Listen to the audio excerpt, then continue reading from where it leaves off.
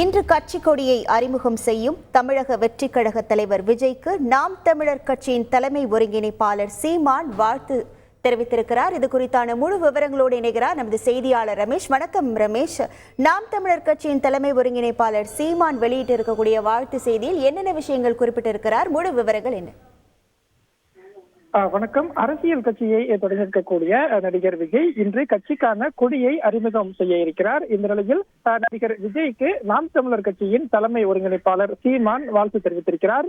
சீமானுடைய வாழ்த்தும் இங்கே முக்கியமான ஒன்றாக பார்க்க வேண்டியிருக்கிறது.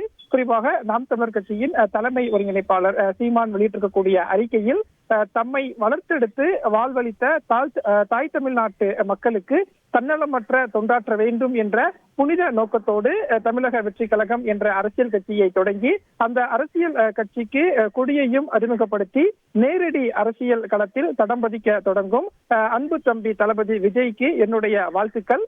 தமிழக அரசியலில் வாகை சூட நெஞ்சம் நிறைந்த வாழ்த்துக்கள் என்று சீமான் தன்னுடைய வாழ்த்து செய்தி ஒன்றை நடிகர் விஜய்க்கு அனுப்பியிருக்கிறார்.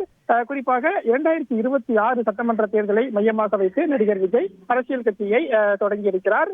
நடிகர் விஜய் பொறுத்த வரைக்கும் 2026 தேர்தலில் கூட்டணியா தனித்து போட்டியா என்றெல்லாம் அரசியல் வட்டாரத்தில் பல்வேறு கேள்விகள் எழுந்து வரக்கூடிய சூழல்ல சீமான் தம்பி விஜய் கூட்டணி குறித்து விஜய் முடிவு செய்ய வேண்டும் என்றெல்லாம் சொல்லி வருகிறார். இந்த சூழல்ல கொடியை அறிமுகம் செய்யக்கூடிய விஜய்க்கு சீமானுடைய வாழ்த்து என்பதும் அரசியல் ரீதியாக முக்கியத்துவம் வாய்ந்த ஒன்றாக பார்க்கப்படுகிறது.